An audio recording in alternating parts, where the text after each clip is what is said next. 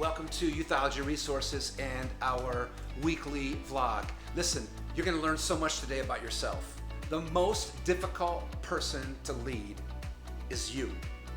Me, right? Listen, with that in mind, let's look at 7 important questions for youth leaders.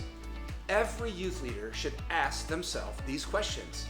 Maybe you ask them to yourself, maybe you get somebody else to ask these questions to you. Answering these questions honestly can give us a feel for the kind of work that we are doing, how healthy we are, how healthy our youth ministry is. So seek the honest answers to these questions, and then let's do something about correcting those areas that you feel might be neglected in your personal leadership or in your corporate leadership, okay? While working with youth leaders to evaluate and measure their youth ministry, I've found, and their personal lives, I've found that these questions are really important. These 7 questions are central to good measurement and evaluation. Listen, I'm sure there are many more questions, but here are 7 evaluators of healthy youth ministry. Okay, so let's get into it. Question number 1. Have you grown spiritually and naturally, or declined spiritually and naturally in the past 6 months? The spiritual gifts would be like your disciplines such as prayer, fasting, reading, study, worship. The natural gifts would include things like communication and preaching, relational skills, administration, leadership, that social adaptability, right? Those kind of development. So spiritual and physical.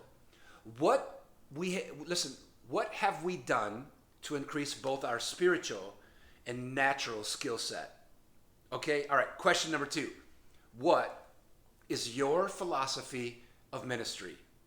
What is your model, right? Maybe you have a discipleship model. Maybe you have an evangelism approach or a small group model or an external community, parachurch involvement, right, in the community. Maybe it's a student-led ministry and you want students to do, all the work. It might be a fine arts, musical approach to youth ministry. But your philosophy will guide your weekly work. Okay, so what kind of a philosophy of ministry do you have? Number 3, what are your strengths? And how much time are you spending on your strengths? A lot of us will spend time on our weaknesses and worry about our weaknesses. But you know what?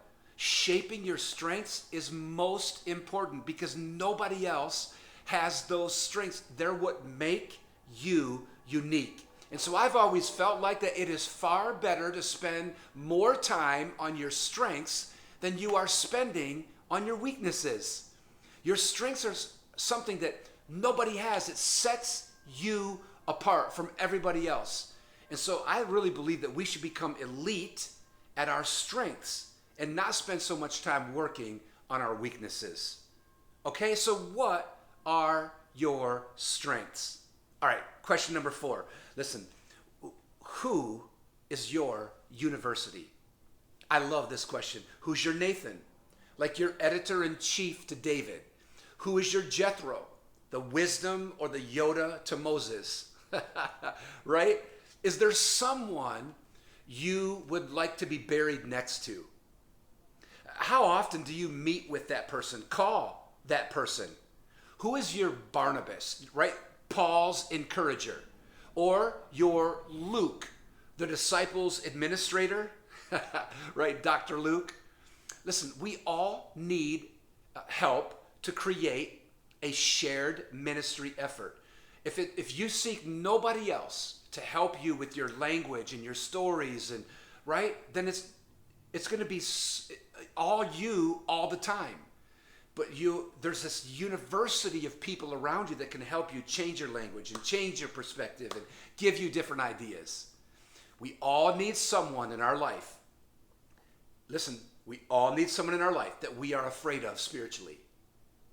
I love that. We cannot be the smartest person in the room. Is there someone around you that challenges you by removing the ceilings and moving the fences so that you can jump higher and run farther, right?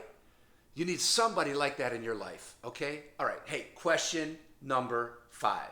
Who is following you? Wow, that's a tough question, isn't it? Look at the people, right? Look at the people around you. Look at the people who are following you. Look at the people in line who are asking for time with you, that want to be with you. You can tell a lot about yourself by the kind of people who are following you. Right? Have you ever thought about that?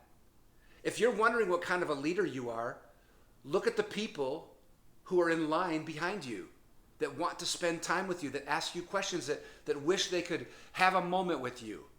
Listen, are quality people leaving you? Do the broken seek you out? Be careful. Listen, be careful when the advantaged or the disadvantaged do not want to be with you. Do not want to talk with you, be around you. We should be drawing all kinds of people to our leadership, right? Okay, hey, question number 6. These are campus questions. Can you name the name of your high school districts in your area? What about the names of the schools, high school and middle school? How about the principals and the key people at those schools? Maybe it's teachers or coaches or counselors, or do you know the staff in the cafeteria, right, or at campus? Can you name the key student at each of the schools represented in your youth ministry? Key students who are leaders, right? How many students do you know outside of your youth ministry? Do you know students in the community because you've been to the ball game, or you've been to the theater event, or you've been to, right, a track meet or whatever? When was the last time you were on campus? Oh, yeah, okay. All right, question number 7, maybe my favorite. When is the last time that you cried for a teenager? I didn't say cried because of a teenager. We all cry because of teenagers, right? It's like, oh God, I thought they were doing okay, right? And whatever. When is the last time you heard a teenager's story? Do you know the names of your teenagers? Do you know their family, their background, the most formative events in their life? These are all important questions because they will tell you how closely related you are to teenagers. Empathy, compassion, understanding the context of a teenager, some of the greatest characteristics of a youth leader. Okay, man, I hope these questions are challenging to you. I hope they are questions that will take you to the next level in your leadership. Healthy leadership happens with great measurement. Do a little mid-course correction right now. Go back over these questions. Ask them to yourself.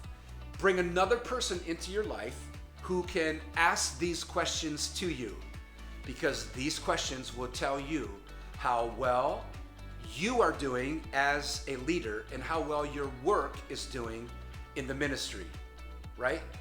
These are both personal and organizational markers.